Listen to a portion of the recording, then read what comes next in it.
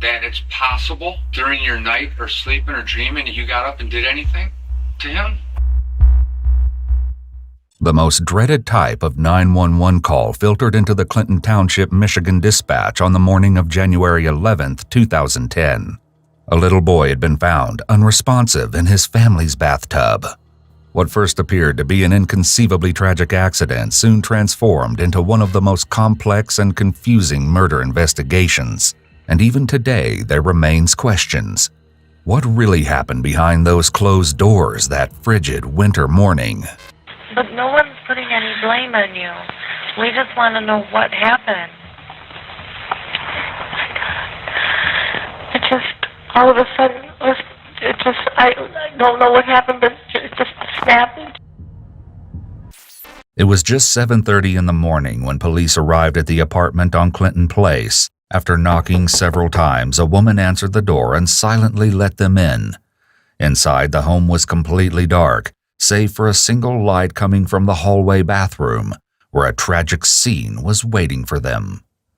Next to the bathtub, another woman was kneeling over a small boy. He was still in his pajamas, which were drenched with water, and he didn't appear to be breathing.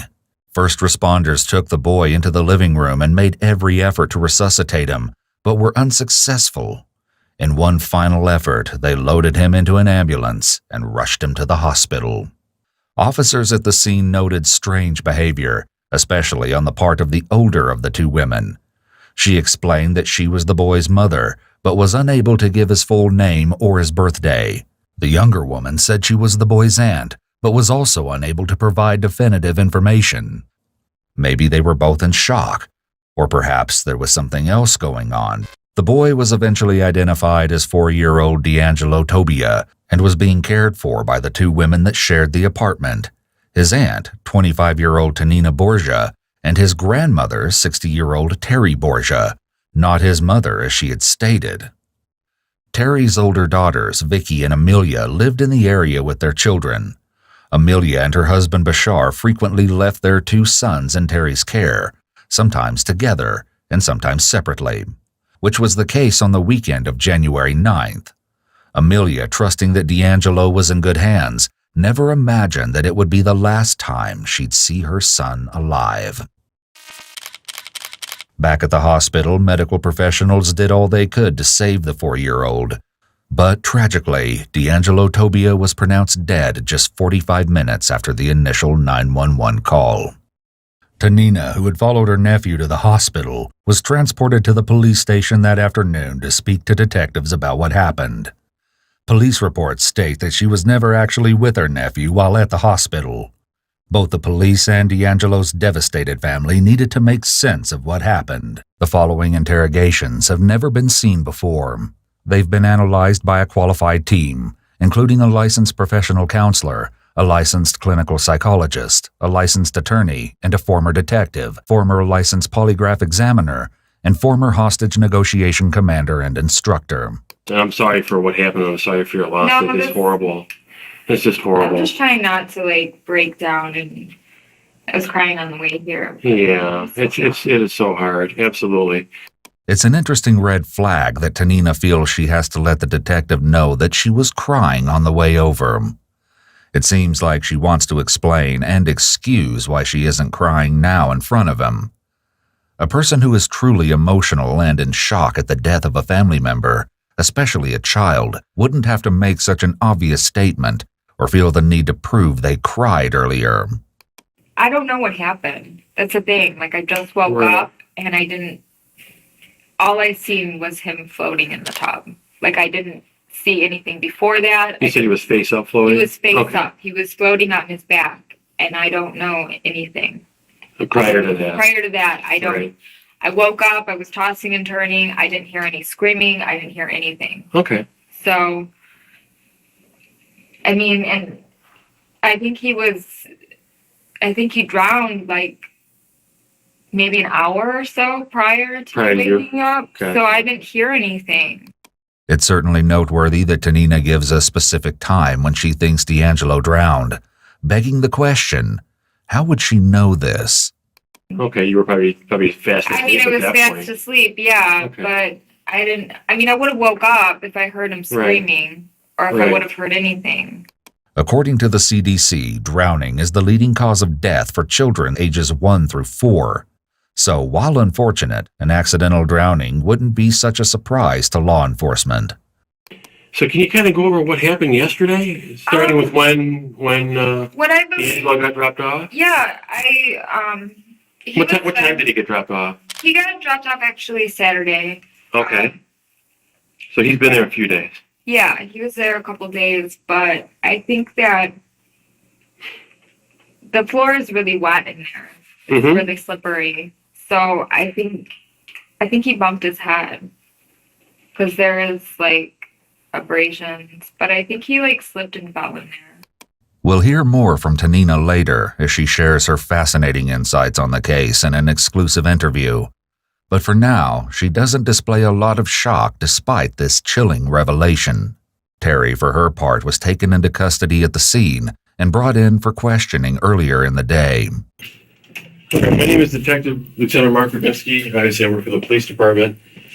And I'm here to talk to you about what happened overnight and early this morning with your grandson, okay? If you could do me a favor, could you sign over there saying that you acknowledge all these rights? And do you understand all those? Yes. Okay. If you understand all those, are you willing to waive your rights and talk to me today? I think I'd rather have a lawyer. Okay. I mean, I think that would be the best thing. Okay. And you don't have to say anything. That's up to you. I think I would rather have a lawyer. Okay. That's not a problem. Not a problem at all. I just wanted to afford you the opportunity to let me know what happened. But that's, like I said, if you want a lawyer, that's fine. I mean, I'm not a lawyer. Can't afford a lawyer. No, I understand you want to be appointed one. I understand. Okay, not a problem. Thank you very much. Come back with me over here. Everybody do right here. Despite sounding a bit out of it or shaken by the situation, Terry requests a lawyer, which means she won't be answering any questions. Her initial request of, "I think I'd rather have a lawyer," is not technically unequivocal. In some cases, this statement might be construed as not being a strict invocation of the right to counsel. However, in this case, the detective treats the words as an exercise of the right and ceases questioning. She almost undoes herself when she says, "not a lawyer," but she immediately clarifies that she means simply that she cannot afford one and wants appointed counsel. Still, while she's at the station, the officer informs her that a forensic nurse will be taking samples of her hair and fingernails, and he tells her he has a warrant for this collection and one for her house. I'll do it at my house. Yes, at your house. On Clinton Place? They're going to do a search. We already did. And I'll bring you that too. Was there anything wrong or anything? Well, we're just there to try to figure out what happened, so we have to collect evidence, maybe some of the stuff in the bathroom and other things like that. Okay. Just to try to figure out what happened. When a suspect invokes the right to counsel, this doesn't mean police may no longer talk to them. Police interrogation must cease until an attorney is present and the suspect wants to answer questions, or until the suspect freely waives the right to counsel. It's noteworthy that the detective doesn't ask her any questions, which would not be allowed, and instead only provides information. As previously mentioned, first responders were immediately alerted to the strange behavior they encountered in the apartment. But the unusualness of the situation actually started when Tanina first made her 911 call. Tanina first called 911 at 7:15 a.m. 911. Hey, my nephew just drowned in the bathtub. Can you send somebody over? What do you mean he just drowned in the bathtub? What was that? What did you just say? My nephew just drowned in the bathtub. What do you mean he drowned? He drowned. He's dead? Yeah, I think he's dead. I don't know if somebody can resuscitate him. How old is he? Oh my God, he's only 3 years old. Did you get him out of there? No, I don't know what to do. Okay, get him out of Oh my God. Get him out of the tub. Okay, Don't hang up. I'm not. Get him out. Get him out of the tub. Oh my God. Turn him over. Try to get the water up. Okay. Can you get him on his side? Yeah. Is he breathing at all? No. Okay, try to tap on his back, see if any water comes up. No. No. No. All right. Do you know how to do CPR? No. All right, how old are you? I'm 25. All right. Tilt his head back a little bit. Okay. And put your face over his whole mouth. Okay. And just give a breathe into his mouth, okay? See if anything happens. See if his chest rises or anything like that? No, I think he's gone. Keep trying. How long was he in there? I don't know, for a while. Well, a while, like in 5 minutes, 20 minutes, half hour? I don't know, like an hour. His lips are so blue. His blue? Yeah. All right. You know how to, where his heart is in the middle of his chest? Yeah. All right, take your 2 hands and just a little bit above it and just push on his chest and in the middle as much as you can, okay? Do about 10 times and then breathe into him again. I need you to stay calm. Okay. Stay calm. No, what's this? Okay. Is there 2 people there? Yeah. All right, I want 2 people, and one to do the chest compressions and the other one to breathe for him. Mom, can you come here? Can you breathe in his mouth? Huh? Breathe in his mouth. No, breathe in his mouth. I'm sorry.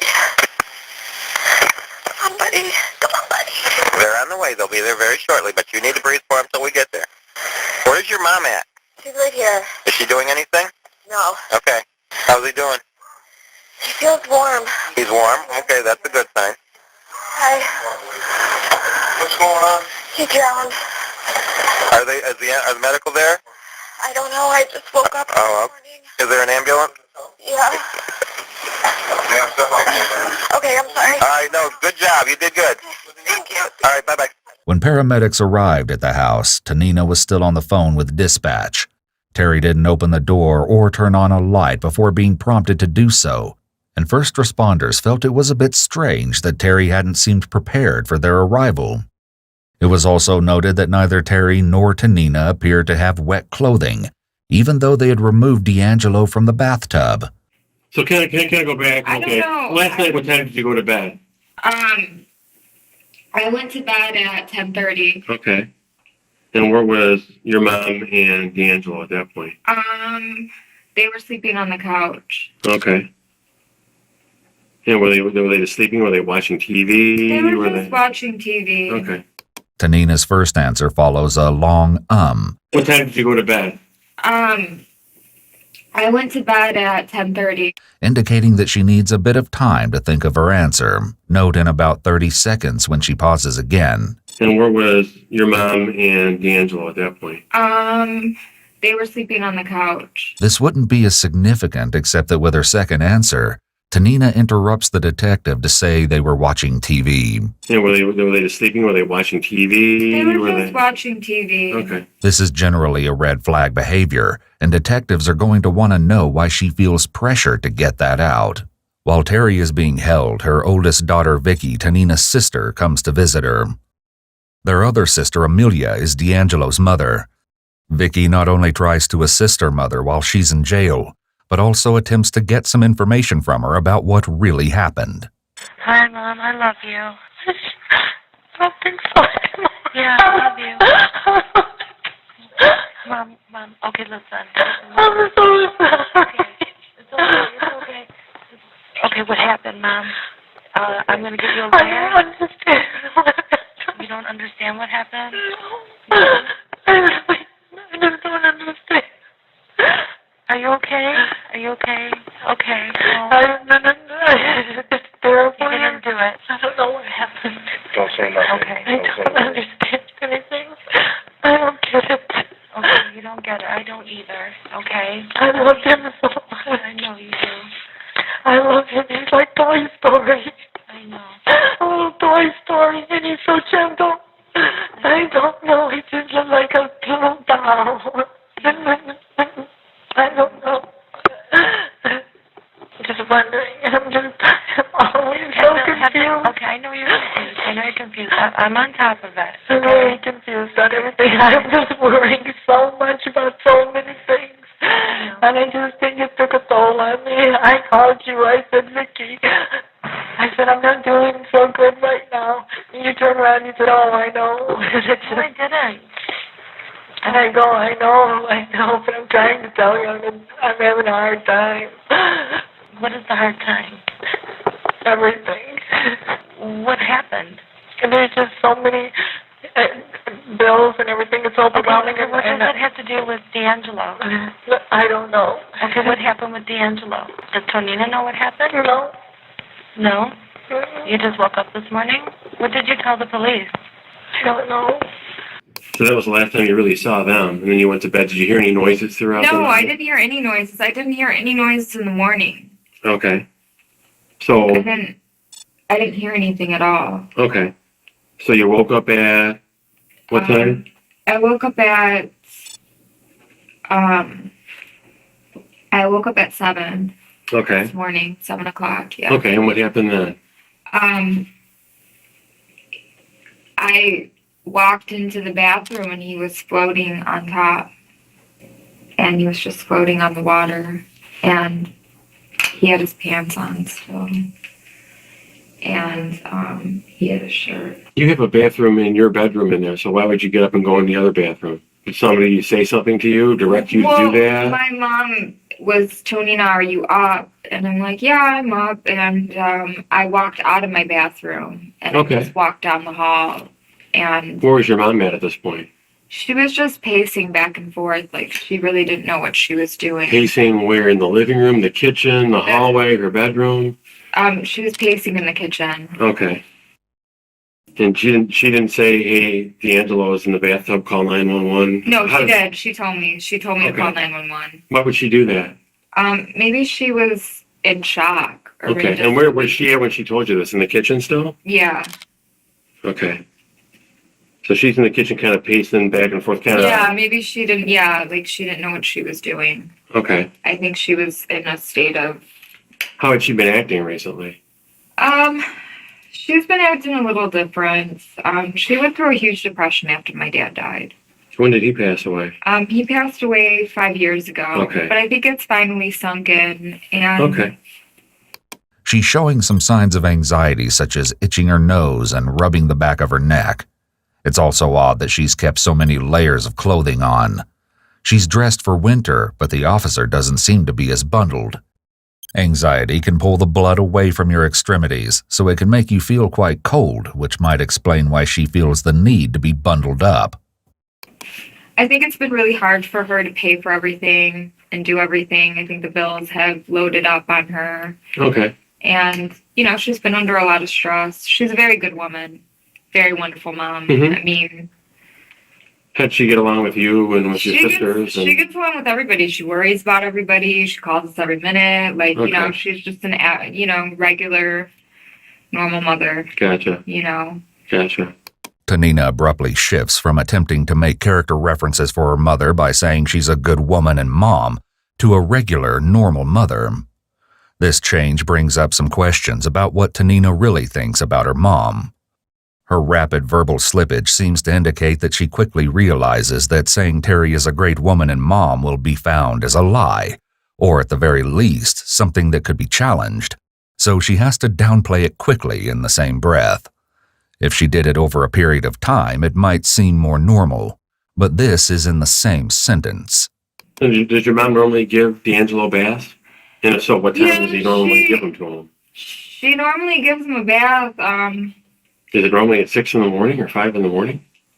Which would have been the time frame. If you woke up at 7 for an hour, you look at 5, 6 in the a.m. Maybe he woke up and maybe he turned the bath on himself. Maybe he slipped and fell. I mean, I don't know. I'm Right. just saying, Once again, okay. Yeah. Tonina's maybe here has a significant upward inflection. This seems to indicate her uncertainty.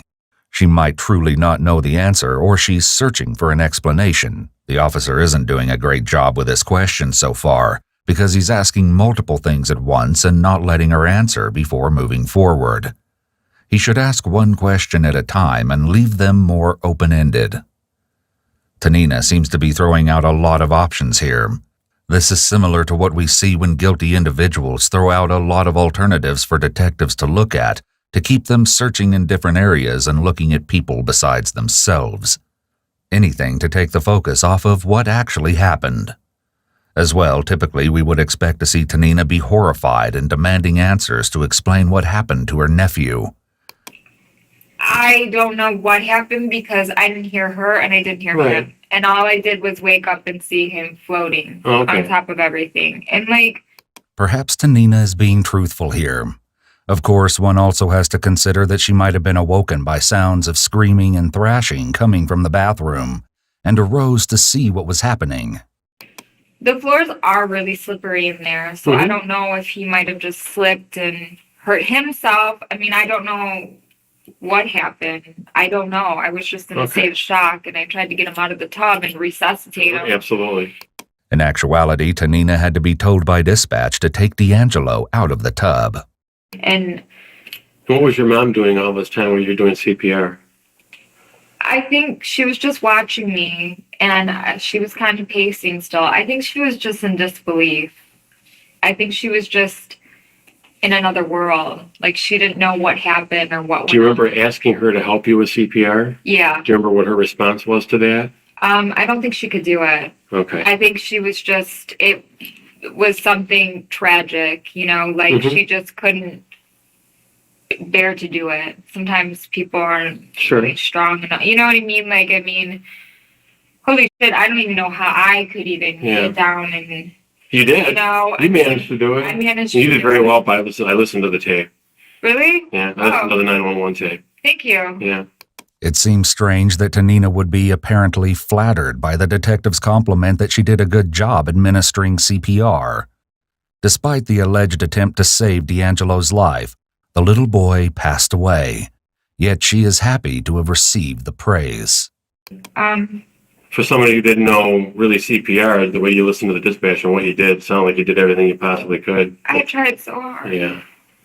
Iwu was able to obtain an exclusive interview with Terry Borgia. 13 years later, Tanina's recollection of that morning looks a bit different, as does other changes and discrepancies in her story, which will come up later. We're using stills from our call with her because her internet connection was too unstable. When I woke up, my mom had knocked on my door. It was 3 a.m. in the morning. I woke up at 7. And it's interesting because Eminem has a song. 3 a.m. in the morning, put my key in the door, bodies laying all over the floor. I don't remember how they got there, but I must have killed them. And I think it's a really interesting song because that happened to me at 3 o'clock in the morning. I think he drowned like maybe an hour or so prior to Prior to you. waking up. I don't know how that happened. I tried my hardest. I've never given CPR before. And they said I was ordering a pizza. And no, I was not ordering a pizza. And I did not find that funny. I did not find any of their comments funny because it was a really big struggle. I had to get water out of his lungs and I had to breathe into his mouth and I had to make sure, you know, to tip him over to me. And I did this for 15 minutes. Remember Tanina's comment about the Eminem song? We'll come back to that in a bit. Yeah. But Why didn't Mom let the firemen in? Why did they have to bang on the door? I don't know, maybe the door was locked. It was locked. Yeah, maybe it was locked. But Why did it take her a while to answer that? Because you couldn't do anything. You were busy doing CPR. Why didn't she answer the door? I think she was just pacing. I think in her mind she has racing thoughts. Oh, okay. She just has racing thoughts. But the paramedics, I don't know if they were high, if they were on drugs, or what they were doing, because they went the wrong way. Why would you go the wrong way when you're directly across the street from me? But they went in the back entrance. And it took them 15 minutes to realize there's a front entrance. Once again, it's difficult not to notice the difference in Tanina's accounts. Just thoughts that keep on polluting her mind and Okay. convoluting it. And I think that she just doesn't know what's going on. Has she ever said kind of strange things to you, like hearing voices or somebody telling them they're here to do something or, you know, acting violently recently, anything like that? There That hasn't would been explain any it. violent stuff, but I mean, like, she does have strange behavior. She cannot clean a house. She can't function to do daily things. Mm-hmm. But nothing where, like, she's ever acted violently or hit anybody or hurt Gotcha. anybody. Things happen, you know, everything can happen, you know, especially. There's an interesting pause here, like she was going to say something, but then repeats the idea that he slipped and fell. She seems stuck on that idea, and maybe even be pushing for it to be believed. Somebody could slip and fall. You know what I mean? Like, it Sure, it's could happen. possible. You know, it is possible too. And, like, she isn't in the right state of mind either. Or would have gotten himself right up out of the bathroom. Right, he would have gotten himself right up. So, Because he was a normal 4-year-old child, right? right. That wasn't I anything mean, special. no, he was not a special. He was right on top of everything. Gotcha. He was very bright, very smart. I mean, could put my earphones together. Oh, You know what I gotcha. mean? Like, Yeah. snap it out and like, whoa, you need to be a mechanic. You Right. know? Oh, yeah. But very bright man, Okay. little man, and everything is gonna be good. Like, I mean, like, in terms of, I'm just trying to keep it together No, I know it's hard. in my life. It's very hard. I'm just. You're gonna have a hard time because now you're gonna go Yeah. back to an empty apartment. And Yeah, it's really hard right it's now. hard. If you have a friend or something that maybe can stay with you, or just Yeah. family. I know you've got an older Family. sister, or Yeah. a couple of them. So Yeah. gotcha. Can you think of anything else that I'm missing? Because once again, we don't know really what happened either, and I know you kind of slept through most of it. Tanina does a lip compression here, and this is a particularly odd spot to have a negative reaction. It could potentially indicate that there's something the detective is missing, and she may have an idea about what it is. Yeah, I mean, that's the point. I don't know what happened. I didn't, Right. you know what I mean? Like, I don't know. But we'll find out more tomorrow because the medical examiner's going to take a look. But Okay. She will finally take off her gloves shortly after this point.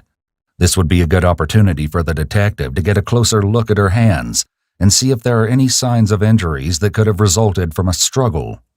If he was afraid that asking to see her hands might have revealed his suspicion toward her, he could have said something like, "I like your nails," or "I like your ring." Tanina would have likely enjoyed the attention and shown him her nails or ring.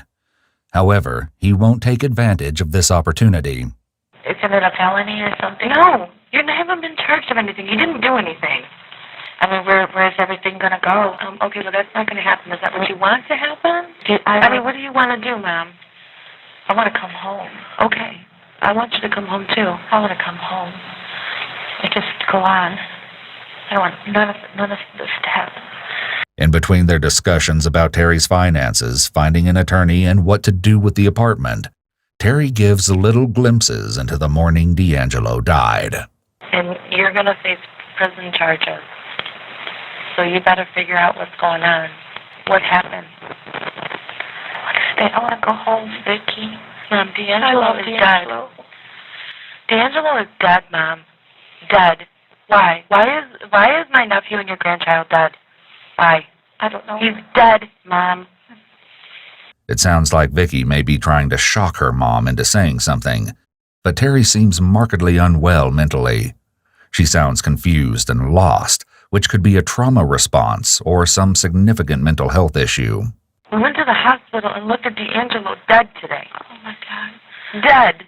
Why? Oh, my God. Oh, Annie must be so upset. She must be just crying. Crying. That's her baby. That's like taking one of us. What happened? Was Tonina involved with anything? No, not at all. He just woke up in the morning and he just happened to just fall into the bathtub. He drowned in the bathtub? He did drown in the bathtub. In a 1/4 inch of water. D'Angelo drowned in a 1/4 inch of water. The kid can swim across an ocean, but he drowned in a 1/4 inch of water. How? I don't know. Did he hit his head? I don't know. I don't know what happened. He hit his head? I don't know. Vicky, I don't have any idea. There's a clear discrepancy. Was there a 1/4 inch of water, or was there enough water that he was floating in it? According to crime scene photos, the truth seems to be that there was just enough water that D'Angelo could have been found floating.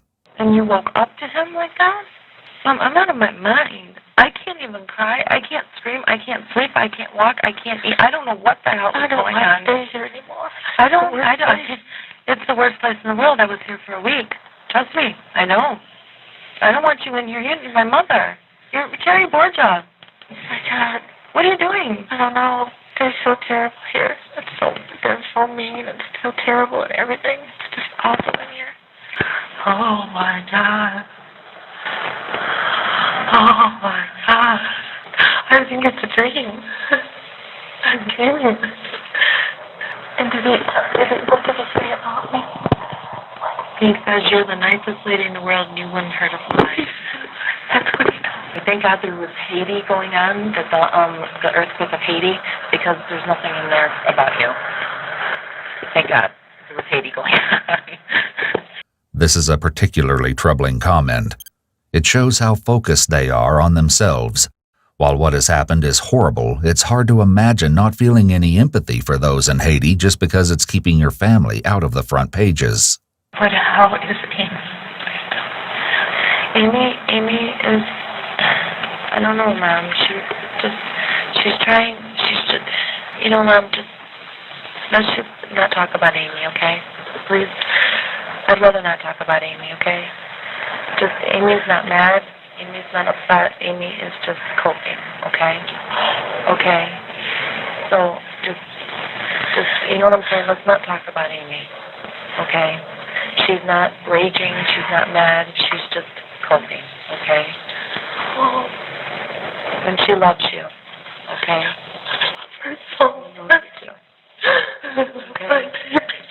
Tanina also echoes this sentiment, gushing about what a wonderful mother Terry was. And if you want to know about my mom was awesome. She was the coolest mom ever. Like on Valentine's Day, she would cut my peanut butter and jelly into a heart. You know, she was that kind of a mom. And she just would always do silly things to make her laugh. Like she would purposefully like mess up my clothes, like put smiley faces on my butt. So I would come home and tell her this funny story about these kids making fun of me because she just loved to laugh. And she was a total comedian and she was everything. She was a lawyer, an accountant. She did everything for our household. And she was such an integral part of our life. And she was an amazing woman. And it's sad it went down that that's the kind of person people think she is. But people think that of me too. When Tanina returned to speak with investigators for a second time just a few days after the tragic incident, some intriguing new information presented itself during the course of the interview. I want to ask you some questions because your interview the other day was quick and, you know, you were rattled, which you still are today, but maybe we can get some more information. Sure. It seems to be a secret with some of your family members about your mom being on some depression medications or anything like that. Am I accurate with that? Some people seem not to know. Tanina does another lip compression movement, which we've seen her do earlier.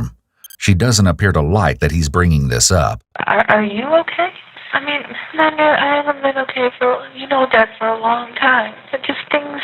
I mean, but if you're still so stressed and you have these problems, why didn't you go back to where you were before and have them help you? And you do this with counselors and with people. This isn't counselors or people. This is jail. This ain't a great place. I know. This is terrible. You're in the mental jacket. Come on, girl. They put me in the mental jacket. I don't want to live anymore. Terry has a history of mental health issues that seemed to develop around the time that she lost her husband of 32 years in 2005. She was diagnosed with depression. She was also hospitalized briefly in 2009, just 1 year before D'Angelo's death. Major depression can manifest itself in a variety of ways. Most surprising to many is the homicidal ideations and impulsivity that can present in individuals with depression. However, it's also incredibly rare for someone with depression to kill, and the rates of women with depression who kill are only 0.5 to 1%. As well, possibly killing her grandson likely indicates severe mental illness. And it's very unlikely that such severe mental illness could develop due to bereavement alone. It's likely that Terry had long-standing mental illness that was exacerbated by a major life stressor, such as the death of her husband 5 years prior. Despite all of this, her two oldest daughters, Vicky and Amelia, still trusted their mother with their children. Some people seem to be doing some weird, like, my sister doesn't want me to be a part of my sister's funeral. You mean your mom's funeral? No, my nephew's funeral. Or I'm sorry, your nephew's No, that's okay. I mean, no, she doesn't want me to be a part of his funeral. She doesn't want me to come. What? Why wouldn't you want me to come to his funeral? Normally, we point out declarative statements made with palms up and the contradiction in that movement. But here Tanina's got her palms down as if making a statement, but she's asking a question. This isn't the typical mismatch we encounter, and indicates that perhaps she actually does know why her sister doesn't want her there. It seems like, I don't know what to say. Like, it seems like something got plotted. It seems like somebody was like doing something. It just seems weird that she doesn't want me to answer the phone to anybody. She doesn't want me to answer the door. She's taking care of everything. She's filling my sister with thoughts. Who is? My sister Vicky. She's filling my sister Amy's head with thoughts that I'm involved into everything. And Tonina has nothing to do with it? For real? For real. Swear to God. Swear to God. Swear to God. Poor Amy. Oh my God, Amy. That's the worst thing. Amy, her little voice and her face. And he looks like Bashar. He looks like Bashar so much. This is a nightmare, Mom. No, this is a nightmare. And the thing is, it's already hard for me. It's already confusing for me. I woke up to a little boy in a bathtub. Tanina doesn't refer to her nephew by name, but rather as a little boy. I woke up, I gave him CPR. I don't know what happened. My sister's screaming at me. My sister Amy is screaming at me. Like, for somebody to be telling her things, first of all, my sister is not an investigator, okay? She doesn't need to be telling anybody anything.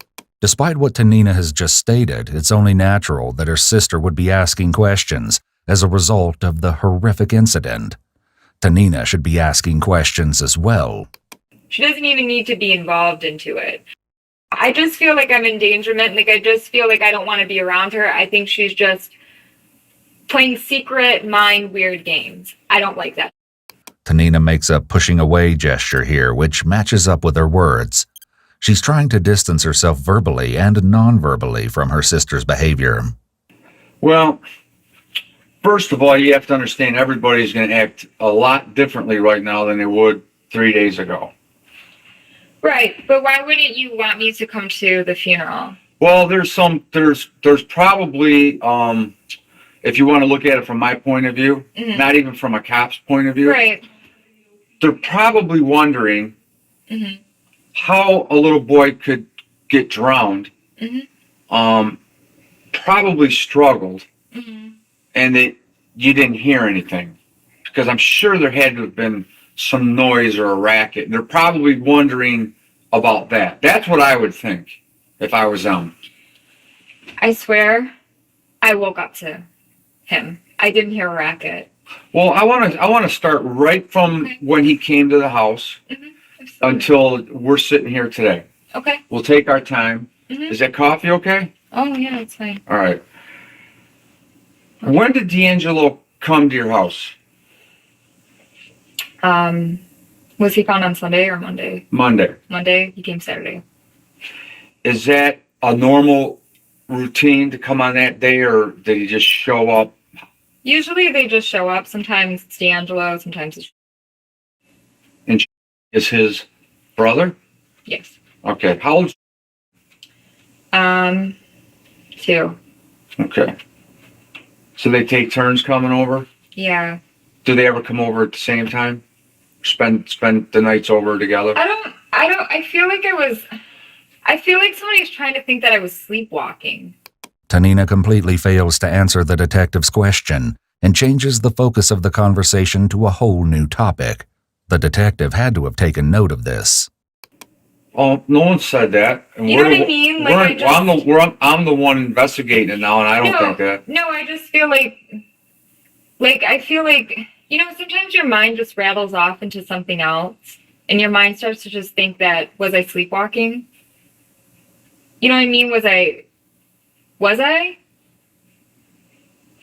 I don't know. Were you? This exchange that just occurred is intriguing. It seems that Tanina is looking to see if the detective would be open to believing that perhaps she was sleepwalking when the incident occurred. It would have been interesting to see what her response would have been had the detective responded to her question with, "It's possible, what do you think?" No. I woke up in my bed. But somebody's like playing mind, like I feel like it's just mind tricks. You know what I mean? Like my sister Vicky is just like asking me things that I just don't Like what? appreciate. What did she ask you? She asked me if there was scratches on me. Well, because there's marks on your mom. There is? I documented them yesterday. Really? Yes. In this case, it's likely okay that the police are disclosing that Terry has marks on her. The detective is not only letting Tanina know that they have evidence, but also testing to see her reaction. You couldn't see them originally, but marks start to reappear as time goes on. If I hold your skin real tight right now, I might leave a red mark on your arm, Mm-hmm. and the bruise will come up a day or so later. You'll see the actual bruise. I'm not sure. I'm not sure. That in the bathtub? I don't want to answer questions because I don't know really what happened. I just don't know what happened. Jen, I don't know. I don't understand it. Let me see your arms, Mom. Why do you have bruises all over you? They asked me that today. And they put all kinds of stuff on me, like I think it was like shit, you know, like they were doing some kind of testing. Detectives photographed bruises and abrasions on Terry's arms and hands, which they believed to be proof of the struggle between her and D'Angelo. You know what? I'm sorry, but there's some right here. Like what? There's like little scratches. And there was like a piece of shower curtain under my bed. A piece of shower curtain under your bed. Like, it wasn't torn off, it was like cut off. This interview took a strange turn.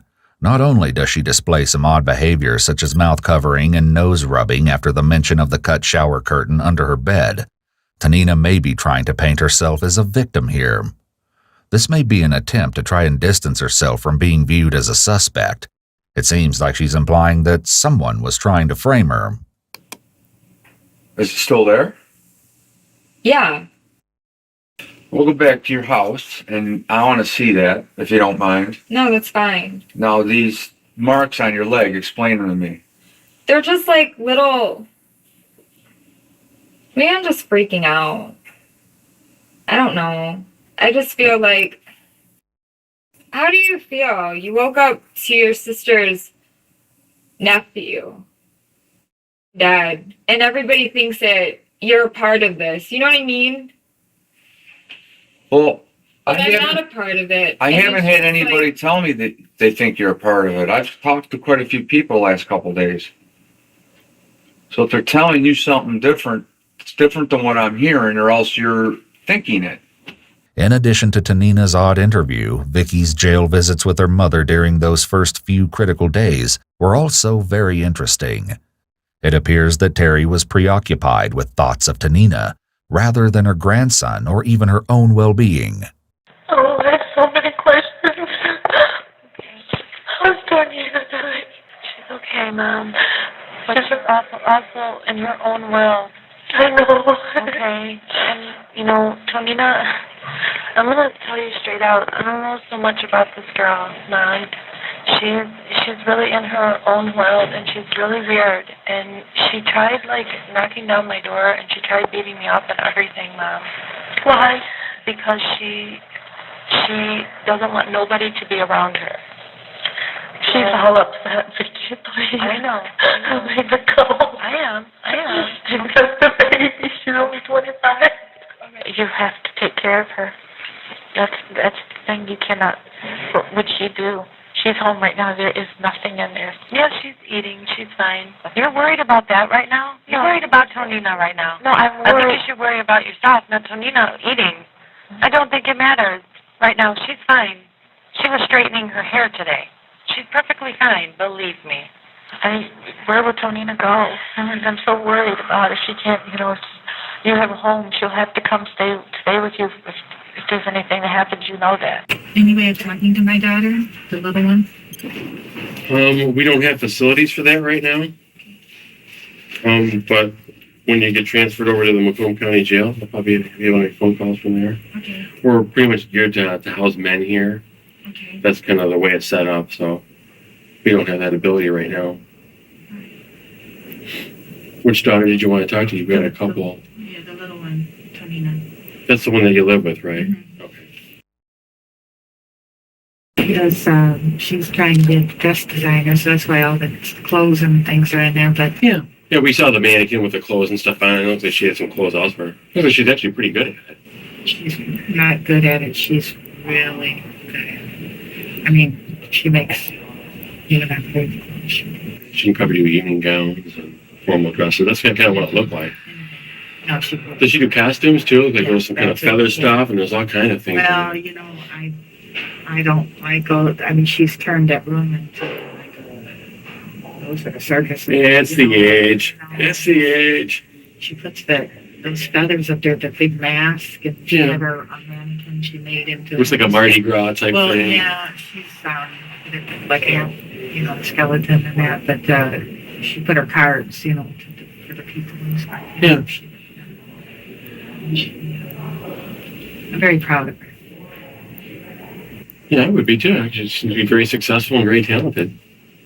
She's still going to school.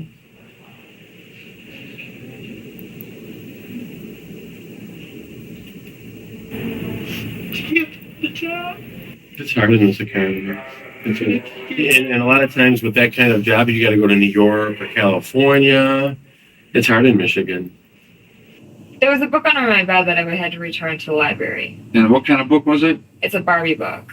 And what kind of book is it? Like clothing designs, or It's just Barbies.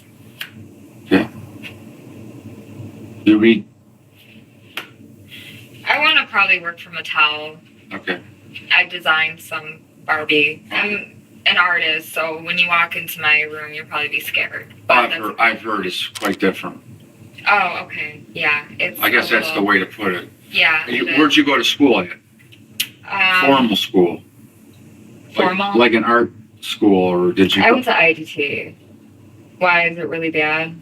What? Am I a really bad artist or something? I don't know. I haven't seen your Oh. stuff. Do you have a degree in art? Yeah, I have a bachelor's. And you got it from ITT? IDT, yeah. IDT. When questioned in the early days after D'Angelo's death, Tanina often teetered back and forth between being suspicious of her mother and defending Terry's innocence. She also made strange interjections, often changing the subject. Did she come in, or did she just drop him off? She just dropped him off. And then he walked in by himself? Mm-hmm. Did he have anything with him? My mom had this weird, not that time, not this time, but last time, she just had a weird, scratch mark on her nose. It's just weird. Why would you have a scratch mark? What do you mean last time? Tanina goes completely off topic here, making it clear that she doesn't want to answer, but it's odd. Why wouldn't she want to talk about what he brought with him? When she was babysitting, a month ago, she just had a weird scratch mark, and I wonder where she got it from. And she wouldn't say. I don't know. I'm sorry. I just don't think my mom's a killer. All right, well, let's go back. Yeah. All right. So he came over, and do you guys remember what you did on Saturday after he got over? We just had a normal day. I was just sewing, and he was just watching me sew and talking to me sew, and we watched some movies. And Okay, how about the next day, Sunday? Sunday, we just kind of did the same routine. He was kind of just, I think he was kind of creeped out a little bit with my mom. She was kind of pacing. She was kind of, in another world, and he was just hanging out with me, and we were just, watching movies. And So Sunday, your mom you started noticing a change in your mom, or was there a change happening before that? my mom has some anxiety. She paces back and forth. She just has some issues. Usually when she takes her medication, she's normal. What medication does she take regularly? Some kind of Prozac or Xanax. Xanax, you mean? Yeah, Xanax. Yeah. We need to get your medicine. And they said that they were going to give you your medicine when? They give me the medicine. I don't have it. I don't take anything. I'm anxiety. I have the anxiety. Do you have it right now? No? They can't have those kind in here. What do you take? I didn't look at somebody else No, handled that's it. fine. They're really hard names. Respirol, Cytophrem. What kind of medicines are those? They're just a sedative. It's just to calm me. How long have you been on that stuff? Actually just started really taking it a month ago. Is there a reason?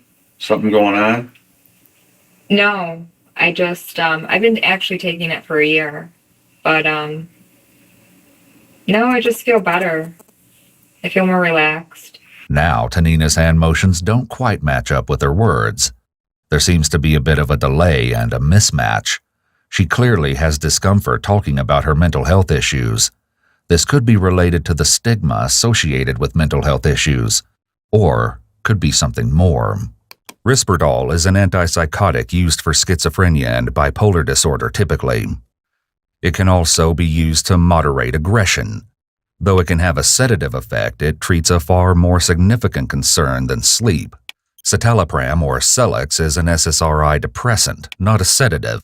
It's unlikely that Tanina is being completely honest when after being asked if there's a reason she's taking them, since Risperdal is for serious and typically chronic mental health concerns. How long was it where you weren't feeling good that you decided you need to get on medicine? I had a lot of issues working at, like, just, I just feel like I had a lot of anxiety, and I don't know, I was at home, I was trying to start a business, and I just realized, you know what, like, it's time for me to take my medicine, and, I stopped smoking. Like, I think you get an epiphany, like, maybe this will help me, and it really actually helped me. Both Tanina and her mother take medications for their mental health. Tanina was hospitalized in a psychiatric unit just 2 months after her mother in 2009. Psychiatric hospitalizations occur if the person is a threat to themselves or others, or if they're displaying unusual or aggressive behaviors. The hospitalization allows for a safe place for the person to be monitored, be put on medication, and stabilized before they're discharged. Yes, I have dealt with a lot of things. I have had a hard time getting a job. I have had a hard time living somewhere.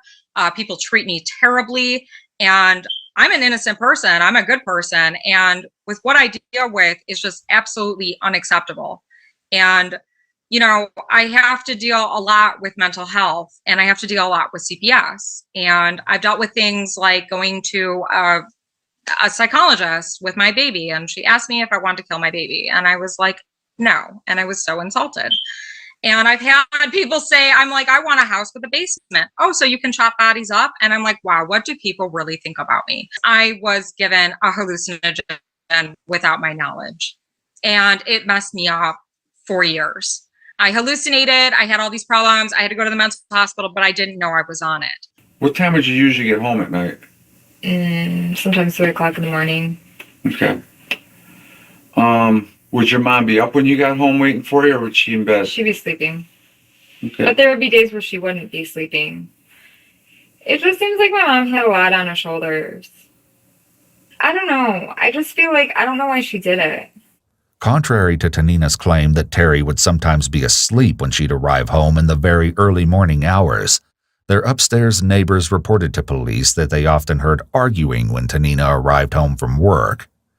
They told police that Tanina was disruptive and profane, and that they sometimes had to ask her to quiet down.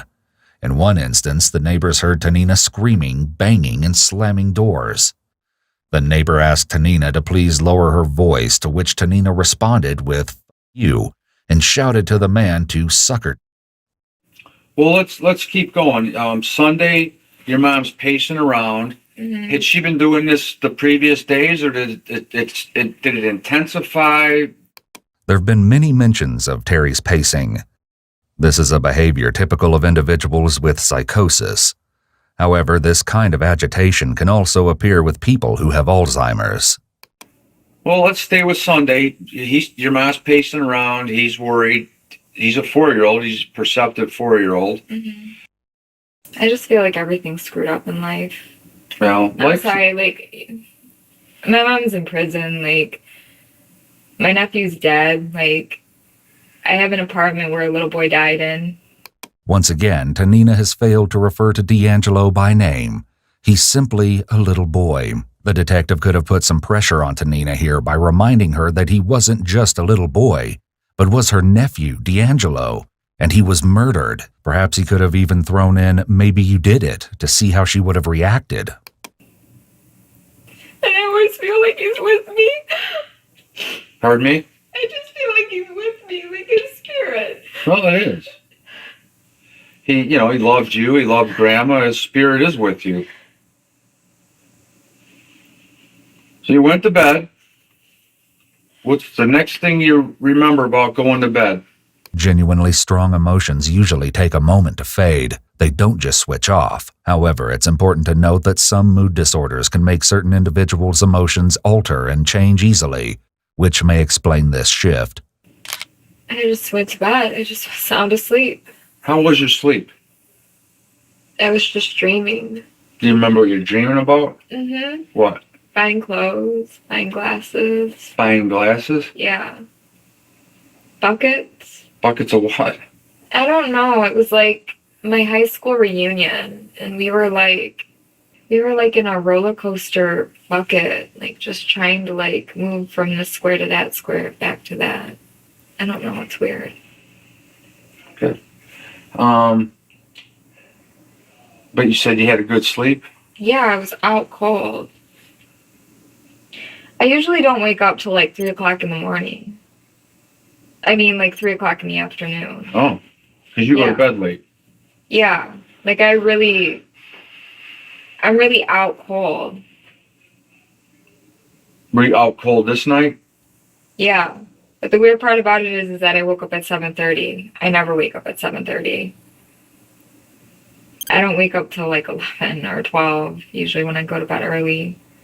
This is an interesting slip-up. First it's 3 a.m., then 3 p.m., now 11 a.m. or 12. There are a lot of discrepancies in her story. I don't know, it's just weird. Do you remember writing in your original statement that you were tossing and turning? Yeah, I woke up, I was tossing and turning, I didn't hear any screaming, I didn't hear anything. So, Not all night. No, not all night. I was out cold, I was dreaming. But like when I woke up, it was probably around 6 o'clock, and I was just probably just rattling around, just trying to go back to sleep. Maybe it wasn't even 6, maybe it just was like 7 or something. Maybe it was 30 minutes prior. But I was out, and then I woke up and I was just tossing and turning, and then I just finally woke up. so you're tossing and turning, you woke up around 7 or so. You don't know why, because you get up a lot later normally when you go to bed. Mm-hmm. What's the next thing that you remembered? I remember just going to my bathroom. I was just dreaming, and it was a good dream. It was just buying glasses and just... Her palms being up during the statement here could be a sign of uncertainty for something that shouldn't be that difficult to recall, but could also be because she's talking about dreaming, which might baffle some people. No, I was just dreaming. I'm sorry. It was just Well, you bizarre, can't but- apologize for your dreams. No, but it was just shopping in my dream. That was my dream. Like I was getting just shopping, and I woke up and I was just going to the bathroom, and Mom was like, Tonina. And So you got up and you were going to the bathroom. Is there more than one bathroom? yeah, there's 2. So which bathroom were you going to? My bathroom. Do you have a bathroom in your room? Mm-hmm. Or is it a bathroom that divides between the bedrooms, or just is No, it? there's the bathroom in my room. Okay, because I haven't been there yet. No, that's fine. Okay, so you were going into your bathroom. Did you Should go? I be in there? Is it weird to Where? be in there in my apartment? Well, everyone's different. I mean, I'd feel uncomfortable. I mean, not a good thing happened there. No, I know, but it's like, That's up to you. Do you have anywhere else to go? no, that's the problem. I don't know where to go. And it's like, I don't want to bother anybody. And this is such a case, like, where, Okay. that's part of it right there. Well, let's deal with that. We're getting on a good train here, and I want to just get your memory while I have it. When you were getting up to go to the bathroom, did you make it into your bathroom? Yeah. And when you went in there, what did you do? I went to the bathroom, and she was like, Tonina, are you up? And I'm like, yeah. Where But she was was she? like perky. She was just like, Tonina, are you up? This contradicts what Tanina said earlier when she described her mom to have been pacing the home and stressed out. Where was she when she said that? She was right outside my door. Where was your mom at this point? She was just pacing back and forth, like she really didn't know what she was doing. Pacing where? In the living room, the kitchen, the hallway, her bedroom? She was pacing in the kitchen. Okay. And she was perky. Yeah. Does your mom wake up early or late normally? Usually she wakes up early. I don't know. Sometimes she just paces outside the door. Like, sometimes I don't go to bed at 3 and I'll just see her pacing outside my door. You keep the door open? No, I keep it closed. Well, how could you see her? Because I opened the door, like I heard her rattling. Oh. You know what I mean? Like you can hear somebody, their clothes going shh, shh, shh. You know what I mean? Mm-hmm. And like footsteps, and I would open it and she would just be standing out there, and it'd freak me out. So she said, Tonina, are you up? Is that what she said? Yeah. And she was outside your bedroom?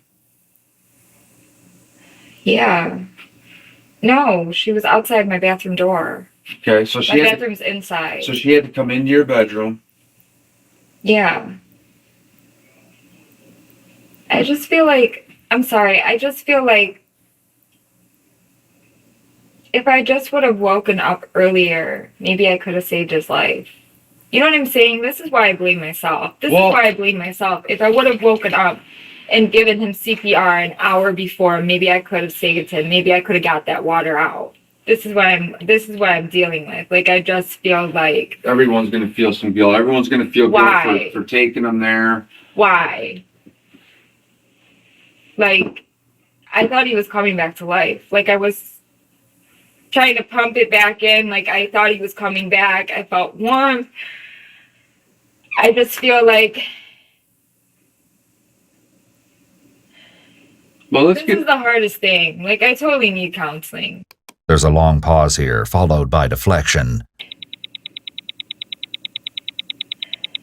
Well, This is the hardest thing. Like, I totally need counseling. I totally No, you're definitely a candidate. need, You got somebody, you've got doctors that are prescribing yeah, medicine. I'm definitely getting counseling. I'm definitely gonna go for, So your mom comes in your bedroom and says, Tonina, are you up? mm-hmm. What happened next? It's really bad. Well, it's okay. I'm the one doing this one right now, so. She told me what she did. What did she say? I don't know if I should even, Well, your mom, let me put it this way. Right now, your mom is going to get charged with murder. Here, the detective probably should have just stayed quiet and let her say exactly what happened. This would lock her into a statement and give the police something to use. Notice the detective's body language. He's been fidgeting with his shirt, tie, and scratching his leg. He's very good at what he does, but his body language seems to indicate that he doesn't believe her and has had enough. The detective drops this bombshell because the medical examiner's report has come back. Though it was no surprise that D'Angelo's cause of death was drowning, there were some unusual findings. The 4-year-old had suffered several contusions around his neck and abrasions on his face. But the most significant were the compression-related injuries in his mouth. This suggested that D'Angelo's death was no accident, but that he had been forcefully held underwater. Years later, Tonina shared a theory about what she thinks may have happened. There was a neighbor that had seen people, and I think she's seen somebody in her house and they didn't want to listen to anything she had to say. And I think that was a really key part of the evidence, was that neighbor to say that something did happen. It's worth noting that Tonina's suggestion cannot be corroborated with any witness testimony or obtained case reports. In fact, according to official records, Tonina and Terry were the only 2 people in the house at the time D'Angelo drowned. Now, let me explain that to you. Murder in Michigan is anywhere from something called involuntary manslaughter, where you unintentionally killed somebody, all the way to first-degree murder, where you planned it. And with each different stage of murder, there's different penalties. Now, listen, but every single word that your mom says, I interviewed your mom for an hour and a half yesterday. Okay? Every single word that your mom says, just because we're police doesn't mean that I have to make sure your mom gets charged with first-degree murder. I need the charges to fit what your mom did, your mom's mental state. I needed everything. The detective may sound a little out of bounds here by insinuating that he has the power to make things easier or harder on her mom. Yet it seems he's saying that he wants to have all the relevant facts and evidence so that any charges filed match the facts and evidence. In many ways, this is just good police work and is meant to establish the presence or absence of any elements of the crime, including mental state, premeditation, and so on. Essentially, by talking about the charges, he's saying that he thinks Terry did it, but he wants to hear why from Tanina. D'Angelo's gone. We can't change that. But we still can change. But how can you change? Listen. Like, people are blaming me. I haven't. I'm sitting with you. No, I'm the but- detective. You need to only worry about me right now. Okay? Now listen. So as your mom's in jail, we need to determine, because of everything that she said and did, whether she needs to be in jail for the rest of her life or in jail for a little while and get some mental help and be able to relive her life. So everything that you tell me is absolutely 100% important so I can put all the pieces of the puzzle together and get your mom taken care of. Do you understand that? Yeah, I know. So I can't have you say, I don't think I should tell you.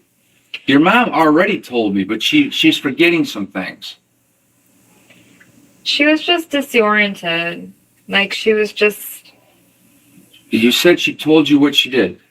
Tell me what she said. She just said D'Angelo's in the tub. And I went over to the tub and he was gone. D'Angelo's dead in the tub. She said that? Yeah, Okay, she said D'Angelo's in the tub. yeah. And when she said that, what did you say? I said, yeah, right, you're kidding. Like, what the are you talking about?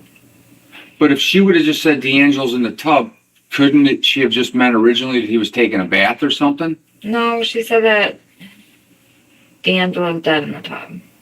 At the scene, when officers first arrived, Terry told them that after spending the night on the sofa with her grandson, she went to the hallway bathroom and drew a bath. She then picked up a sleeping D'Angelo, still in his pajamas, and placed him in the tub. Then why would your mom say she picked him up and put him in the water? She did put him in the water? Mm-hmm. Oh, And if that weren't strange enough, what she said next was even more bizarre. After putting him in the water, Terry stated that she simply left him there and offered no further explanation of how he suddenly stopped breathing. Who put him in there? My mom did. Where's your mom? She's right here. Ask how long she's been in there. For like an hour. All right. Mom, I love D'Angelo. You know that. D'Angelo, he has a high voice. Hi. You know, the little voice. Like a toy. He walks around like a little toy. I love D'Angelo, and I love all of the grandchildren. I don't understand this, what happened to him. I don't either. No, because I love him so very much. With all his family, they're all... Bashar must be out of his mind. It's out of his mind. He looks just like him. But no one's putting any blame on you. We just want to know what happened.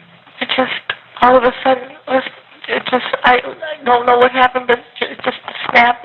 I don't know, something to, I don't know. What time? He woke up. He just woke up in the morning. He had his little rest. And what time did he wake up? About 7:30. Okay, and what did he do after that? He just was like, he just didn't even get up. He just getting laying there, you know what I mean? I don't know just what happened. And was he awake when this happened? Yeah, I think so. Okay. And then you responded with what you just said. You kidding me, or Right. are you out of here? Whatever. right. And then what did you do? I just thought she was joking. Like, you're going to the bathroom. I mean, I just didn't believe it, and he was floating there. All I can do is think about it 24 hours a day. Well, yeah, it's hours a day. That's all I think about. Little guy, I want him to come back. He's not gonna come back. He's not gonna come back. What about Amy? Was she all right? No, Amy's not all right. No. But I'm trying to keep everything calm and not tell them what's going on too much. Just trying to keep her calm and her spirits lifted before my sister has a heart attack. What the hell? So you walked over, or did she walk over with you? I walked over and she walked over with me and she just started pacing. Like she was just so out of it. She was so disoriented. Earlier, her legs appeared restless, which could be an adaptive behavior to dispel some of her nervous energy, and she was also making very intense eye contact with the detective, perhaps trying to see if he was believing her. And then you responded with what you just said. You kidding me, or Right. you know, are you out of here? Whatever. Right. Now, as she talks about D'Angelo floating, she makes an eye-blocking gesture, suggesting, understandably, that she doesn't want to re-see that. When you saw him floating, how was he positioned? On his back. Okay, he was on his back. Where was his head and feet in relation to the bathtub? His head is this way. His feet were... Actually, his head was that way. His feet was this way. Okay, was his head closer to the water spigot or on the opposite side of the water spigot where the water comes out? His feet were on this side. What side? This side. I don't know what that means though. The water spigot's this side. And so his feet were that way by the Yeah. water spigot and his head was in the other end. Yeah. The detective is finally making some headway into the morning's events, and Tanina's strange comments continue to stack up. And he was laying there. What did he have on? He had on his plaid pants. What about his shirt that he was wearing when he went to bed? He had a Spider-Man shirt on. It was still on? Okay. No, actually it was torn off. You know what? That's a good point. Like, my mom never cuts anything. My mom doesn't have... Like, she was so disoriented. Why would she cut up a shirt? Was it cut or torn? It was, like, cut. It was cut. A shower curtain was cut. Not, like, torn. It was, like, cut off and put under my bed. How big of a piece of shower curtain? Like, this big. Again, she's deflecting when asked details about her nephew's death. This is a way to avoid answering the question the detective is asking. Did she cut it out in a circle or cut it out in what shape is it? Like a circle. It's still there. Yeah. Where is it right now? It's under my bed. How did you find it?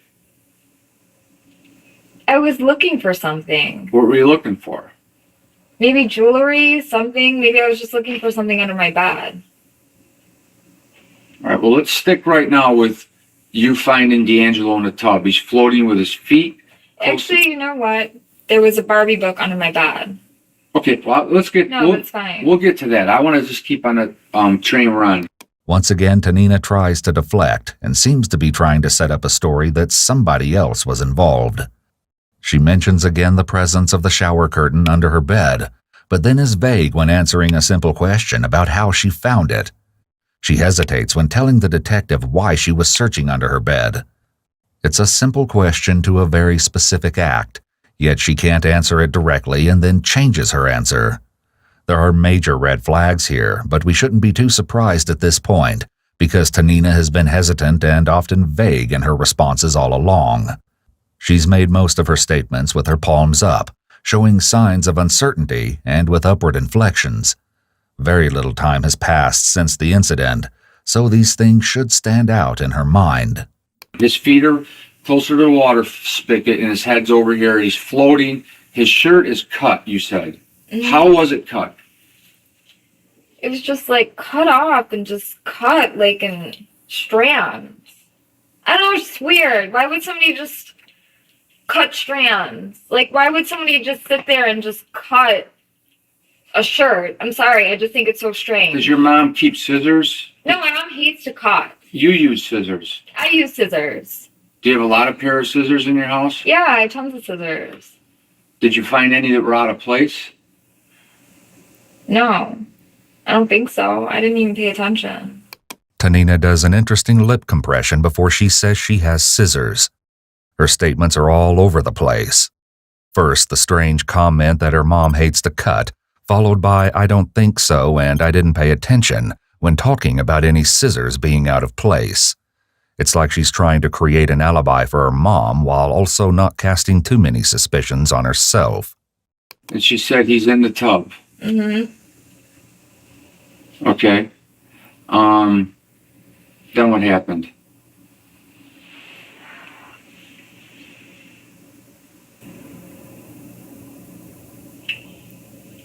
called 911 and I tried to like give him CPR and I thought he was gonna make it. And I asked my mom to help me, but she was pacing. I just feel like I didn't do it right. Do CPR, right? Right. Someone was going over the phone with you how to do it. Right, but I just feel like I failed. Like, The detective is trying to get her to mirror him, which she does briefly before leaning back. He seems to leave his hands on his face when he sees she's done the same, perhaps in an attempt to keep her connected to him. but are you supposed to like just pound it like a ham? A ham. I don't know, like, are you just supposed to pound it? Like, I mean, like, are you just supposed No, to like bang on you're him? supposed to make a significant movement on his chest or their chest, whoever's chest, to be able to get the blood flowing. Mm-hmm. Okay. There's a perfect way that they like people to do CPR, but even doing chest compressions sometimes can help people. So don't think you did it wrong. Did I do it wrong? I don't know if I feel like maybe I just did it wrong and that's why it was bad. Maybe No. I Or- feel like I'm blaming myself. I feel like I just woke up to this and everything just... or he was past the point that CPR could help. We don't know how long he was But I in feel there. like he was like that. Like what? Like when I was giving him CPR, he was like it was coming back. How was he warm? Yeah, How He warm was was the warm. bath water? it was cold. The bath water was cold and Mhm. he was warm. Mm-hmm. It's not believable that the bath water would be cold, but that D'Angelo would feel warm to the touch. He rolled over. On his own? I think so, yeah. Okay, keep breathing. Keep pumping and breathing. Let me know if he's breathing. I think he's kind of, I don't know, he's not breathing yet. Come on, buddy. Come on, buddy. That's right. Talk to him. Talk to him.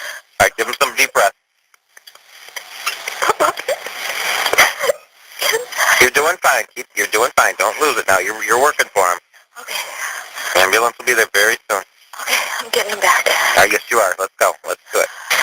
Okay, I heard him talk. You heard? Okay, keep doing it. Keep doing it. When he starts stopping, then he's back. I heard him kind of go like that. You heard him make some kind of noise? Yeah, I don't know if that's just the water. Any breath? We'll keep doing it, though.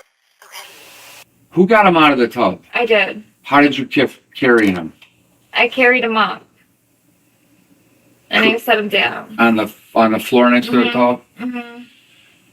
Maybe I didn't tilt his head right. You can't think like that. Who called the police or I 911? did. And your mom wasn't doing anything? No. After the police arrived and EMS, they took over. Mm-hmm. Did you talk to your mom at all? No, she was getting questioned. And have you had a chance to talk to her at all? No, I haven't. So once the police and EMS arrived, you had no conversation with your mom about anything. No.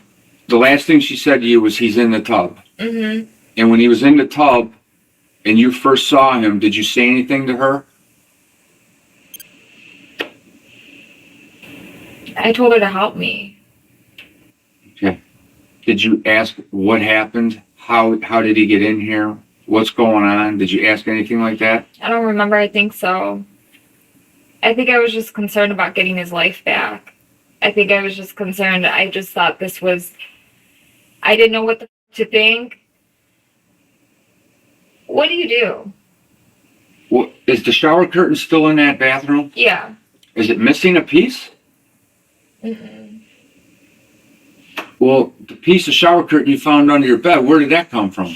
I don't know. It's not from the shower curtain at your house? No. I didn't find a missing piece. I can't find a cut-off piece. Well, you said you found a cut-off piece under your bed. But I can't find it on any shower curtain. Maybe I'll re-look. Well, you only have one. How many shower curtains? 2. Well, we'll go back together and look. Okay? Did you look at any of your scissors to see if there was any material from his shirt? I looked in the bathtub and I found a little fiber, Okay. but Do any of your scissors have any of I'll the... check that. I didn't check. We'll go check. Okay. I can check. Tanina's palms are up as she makes big motions with her hands. I'm going to ask you a horrific question. Yeah. Okay. Do you think that it's possible that during your night or sleeping or dreaming that you got up and did anything to him? No, I never sleepwalk. First, she shakes her head yes while he's asking the question. Then she starts shaking her head no before she denies sleepwalking. Not denying that she did anything to him, just denying that she sleepwalks, which is odd, because you would expect her to adamantly deny everything. Despite Tanina's claim that she never sleepwalks, Vicky reported to police that Tanina confessed to sleepwalking and hallucinating during a car ride together. I had people go, you know, saying the worst stuff. I was sleepwalking. I was scared. I'm like, do I sleepwalk? I do not sleepwalk, by the way. You know, but they were putting stuff in my head, and I've dealt with so much that is just so wrong, and I just want to get through it, and I just want to have a normal life. But I want to ask my mom if I was up. I don't know. I was just dreaming. I was out cold. I don't know. That's what I'm scared of. It's embarrassing. Well, it's not your fault. Yeah, but it's my mom. But That's why I feel. But It's my mom. But it Like, isn't you. It's my mom, but it's my mom. This would have been a good point for the detective to ask Tanina to explain this claim further. Also, it seems weird to feel an emotion like embarrassment, given the tragic situation. We have like that bond. You're know what I embarrassed mean? for your mom. Yeah, I'm embarrassed for my mom. I hate that my mom's there. I hate that this happened. I Well- feel so embarrassed. I feel...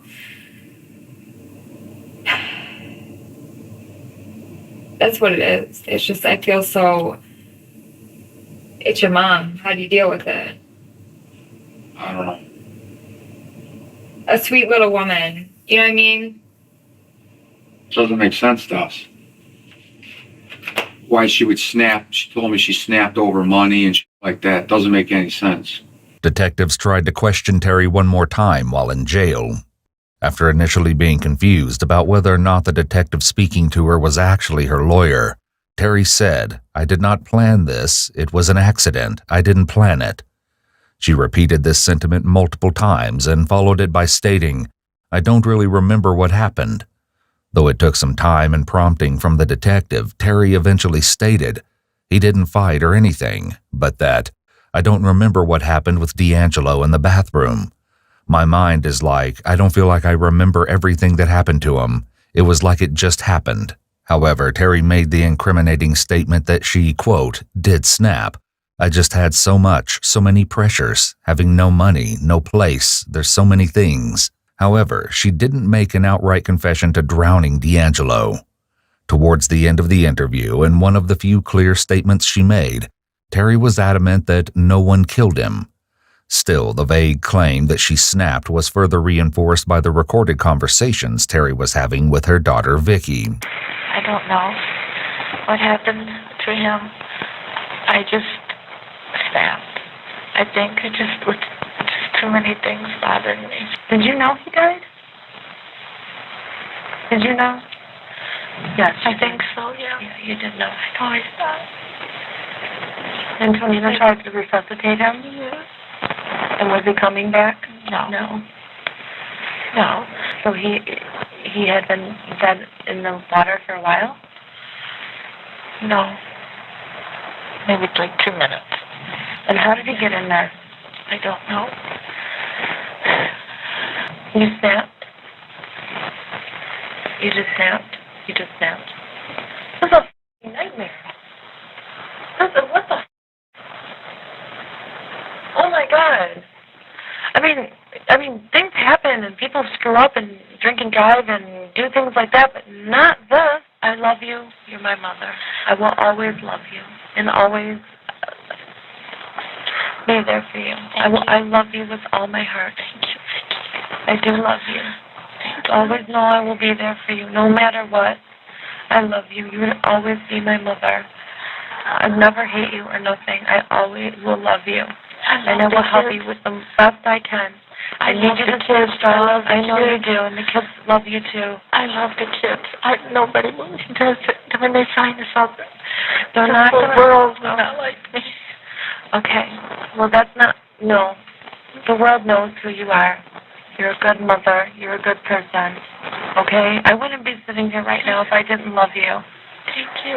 What happened? I never understood it. At one point during her interview, Terry claimed that she had too many pressures, including financial issues. Was it that bad financially for her? I don't know. I don't think so. I don't know. My mom did weird, but Like what? I don't know. She would shut off the vents. I don't know. Shut off the what? She shut off the vent to my room. I don't know. I mean, who knows? I'm trying to worry about getting dressed, but I can't afford the clothes to walk to get somewhere. I would go because the clothes cost so much money for everything to get them on. The boots, the clothes, you know that. And No, to get, that's not how you... and I There's can't. a will and a way. There's a Okay, today my blinker fell off my car. right. Okay, well, I'm not crazy about it. No, but Hold on, I can't. If you want to go get food, you want to go get this, you got to go pay that, you got to do this. It's like you can't get what you got to do to get done. It's very, very But difficult. you have a Mustang sitting there, and you're not supposed to be really driving around. Right. Okay, you're not like the best driver in the world, but you had Tonina's Mustang in the morning. She wasn't even working. You could have went and got a job. We told you that. What are you doing? But, right, but, I mean, come on, Mom. What happened? D'Angelo's dead. Mom, the baby is dead. I don't know what happened to him. I just snapped. I think it just was just too many things bothering me. Did you know what the consequences would be? No. You didn't. That's why we do the things we do, right? Because we don't know the consequences. Right. It's like a drinking and driving. If you drink, you might get pulled over. What happens? You go to jail. But you take that chance. You know? You kill somebody, you go to jail. I mean, there's a big problem here. Very big nightmare right now. And I don't even know where to start. I don't know what to do. I think I'm so confused. I don't want to be with somebody who's going to sit there and sit here and just, my sister's family is Which sister? Amy's, they're Chaldean people. I don't want to be around people who are going to blame me and accuse me. Well, I haven't heard anybody do that yet. Has anybody said that to you, or are you just feeling that? No, they have said it. They blame you. They're blaming me. Why? What did they say? Why? I don't know. I already am dealing with so much. What the? Well, I'll make some calls today for you and try and get this straightened out. Okay? I just need a place to go. Why don't we call your friend? Okay. This is a smart move on the part of the detective. Calling Tanina's friend for her is a good way to gain Tanina's support. It would be wise to set up another interview with her. It seems she likely knows more about what really happened to D'Angelo. You want me to talk to her? That's fine. You got her phone? I don't want her to be involved. I don't want anybody to be involved. During her interrogation, Tanina makes a few references to her family, believing she may be involved. It seems she was correct, as Tanina's sister Vicky later came to the police station to make a statement after she picked up Tanina from a psychological evaluation. Vicky alleged that Tanina told her she was a, quote, killer in her sleep, that she stabs people in her sleep, and that she was acting out of body. No, I never sleepwalk. Though Vicky wrote in her statement that Tanina told her she was the killer of D'Angelo Tobia, there's no evidence to support this allegation. Later, Tanina stated she was not on her medication at the time she made the comments to her sister, and that she had been experiencing a psychotic break. To make matters even more confusing, though, you'll recall that Tanina told the detective during her interrogation that she was taking medication, so it's hard to know which is the truth, whether she was on medication or off. Either way, it's not uncommon for people with bipolar or other mood disorders to be inconsistent with medication. So technically, she may have been on her medication at one point and recently come off. Tanina has also since made inflammatory accusations about the medical staff that tended to D'Angelo. Though case reports indicate that Tanina was escorted to the hospital by police and arrived only in time to hear that D'Angelo hadn't made it, she's asserted that hospital staff wanted him to die, did nothing, and neglected to put him into a drowning unit, which doesn't exist. She also maintains that she was there at his side as he passed. And I held his hand in the hospital, and that's when he turned blue, and that's when he died. That's when he died. But there's no evidence to suggest that Tanina was with D'Angelo after he was removed from the home. I'll tell you what. My best friend. Who? She is? No, she was my best friend, but that little kid was my best friend. If I were you, I would call one of your doctors today who gives you that and get a recommendation to get in to see somebody. It's just hard to lose a nephew. I know. I keep. And have your mom in prison. Pardon me? And have your mom in prison. I will meet you up in front. I'll come in and let you know what car I'm in. We'll just follow you over to your house, okay? Is my place really that different? What do you mean? I don't know, is it different? Different. You said my house was different, my apartment. Well, you're gonna be in there thinking about stuff. Yeah, it's gonna be different. No, like it's different. The scheme. The scheme? Yeah. I don't know what you mean by that. The paint. The paint? Like the decoration. Oh, I haven't seen it. Oh, you said it was different. No, other I heard it people was different. have described it as that. Oh no, is it bad? I don't know. I have I don't want the media in my house. Well, they're not coming in. This odd tangent likely left detectives with more questions than answers, and one has to imagine that the major inconsistencies between her two interviews also left them unsure of the truth. Among her contradictory statements were her claims about sleepwalking, along with various times that she believed she woke up the morning D'Angelo drowned. When I woke up, my mom had knocked on my door. It was 3 a.m. in the morning. I woke up at 7. That happened to me at 3 o'clock in the morning. I think he drowned like maybe an hour or so prior to Prior to you. waking up. The 911 call was made at 7:14 a.m., which better aligns with her waking up at 7 a.m. and not an hour prior as stated in her second interview. But neither can be proven. You know, in 2009, I was kind of like a supermodel. And I think a lot of people were really kind of jealous of my success. And I think people were really trying to hurt me. And I think they just wanted to do something to really hurt me. And when I read things like they want to be a vigilante and they want to come after me and they got some, motive to do it, I really feel like, yeah, somebody was trying to really hurt me. And they were trying to hurt my family. And I think jealousy is really gross and ugly, but I can't tell you I have seen it. And it has it has really hurt me. I mean, I would go to Starbucks and these girls would be like, you smell and you have stretch marks. And I'm like, why? Why are you talking? Because I'm pretty? You want to hurt me?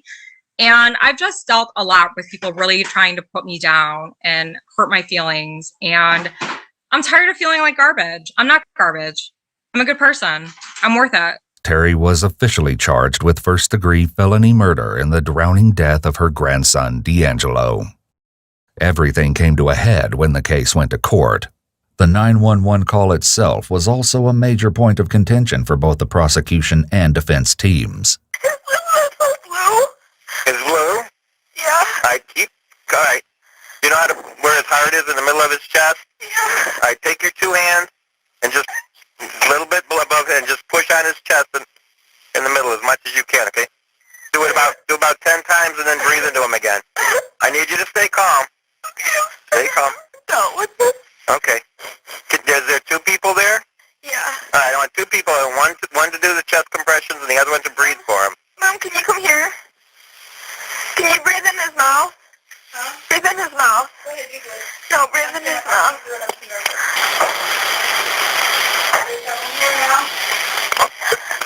Is somebody there yet?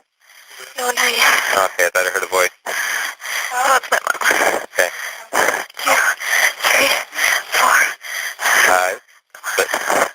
The prosecution used the call to stress Terry's refusal to help Tanina with CPR, even after being instructed to do so. The defense, on the other hand, used the call against Tanina to demonstrate that her initial behavior on the call was matter-of-fact and that she seemed uncaring. The defense claimed that she didn't become hysterical until dispatch started asking her questions, hoping this would prove that she wasn't quite as distraught as she'd led them to believe. I was insulted with my 911 call. They made fun of the fact that I didn't get him out of the tub first, and I apologize about that, but I was in total shock, and I didn't know what to do. It was the most shocking thing. I've never had anything ever happen to me like that. So, I just want to let the truth be told that we aren't bad people. We're really good people. Yes, we do struggle with mental health, but I think everybody does. There was no doubt that both Tanina and Terry exhibited bizarre behavior, and the knowledge that both women allegedly confessed to the crime only added to the confusion about what really happened. Terry's attorney suggested that her confession was the false one and not Tanina's. He fought to show that Terry's love for her daughter was greater than anything else, and that she'd do anything to protect her. He's gonna take care of Tony forever. I mean, freaking look. Yeah, so this is going on. Yeah, we're gonna take care of Tonina and Julio, yeah. What do we do with Tonina for everything? She's gonna stay in the apartment and take care of it. There's no, Take care of the dog. there's no food in there. Okay, But she'll figure it out because she's gonna have to get a job. She's supposed. This is the hope that she is supposed to get a food card. Can you help her with all that? The food card, okay? And I want you to remember that I love you. You're my mom. What did Tonina say? Does she love? She's worried, she's concerned. Okay, she's worried and very concerned. I feel sorry. She's like in another world. I think that's the whole thing too. She's like in a sewing room, she's made a store. Okay, She's got mirrors on the wall. That's not the concern. The concern is D'Angelo. There's a 4-year-old son, my nephew, Mom. I take him to school. He's gone. I know. My nephew. I love him. The defense attorney rationalized that Terry showed deep concern for Tanina and that she was willing to go to jail to protect her. Terry was put on trial 3 separate times between 2010 and 2012. All 3 were declared mistrials, the first for inadmissible statements made in court, the second because the only witness, Tanina, was unavailable for testimony. The reason that she was suddenly unavailable for testimony was because she'd been arrested for indecent exposure and assault on a police officer. However, it's quite odd for a witness to be unavailable due to incarceration. Unavailable is a specific term in relation to witness testimony and relates to rules of criminal procedure. Witnesses are usually unavailable due to death, inability to be located, inability to recollect events, or an outright refusal to testify. The third trial was declared a mistrial due to a jury deadlock. In early 2013, however, Terry was brought back to trial for the 4th and final time. Tanina didn't testify in her mother's 4th trial, but her previous testimony for the prosecution was permitted, in which she told the court that her mother admitted to her that morning that she'd killed D'Angelo. While both legal teams never disputed that D'Angelo had been murdered, the defense was adamant that Terry was desperate to cover for her daughter and believed that her behavior, her claim to having snapped, phone calls, and refusal to testify were all to protect Tanina. The prosecution maintained that there was no evidence to support this theory. Yet on March 11, 2013, 2 years after D'Angelo's death, Terry Rita Borgia was found guilty of felony murder. She was sentenced to life in prison, where she died from cancer in May of 2018. I really think the sentence that they gave her was so harsh. I think the law is such a travesty. I don't think she should have been in there that long. I think that, she got cancer. I don't think they helped her at all with cancer. She absolutely died, and they didn't even tell me she was dying. I saw my mom in a coffin. I didn't get to say goodbye to my mom. I didn't get to say anything to her. I didn't get to introduce her to my kids. I mean, wow, my mom was a dog. The law is just, it's awful. Something just absolutely needs to be done about it. You think it's so great. It just absolutely isn't. It's just not fair. And I tell you, these people, their biases and opinions, everyone's listening to them. And they just think they're the right. It's not. It's absolutely not. And I wish people would just think outside the box and start asking questions. My family didn't know who to blame or what to blame. we still really don't know what really happened. I don't know if it really is my mom. It's definitely not me, but I do believe that someone did come into our house. I mean, I was sleeping at night and I could feel myself moving around, like somebody was moving on and off my pants. And I did have this weird dream about people from my high school and moving in seats with them. And when I woke up, I was in different clothing and it was just absolutely bizarre.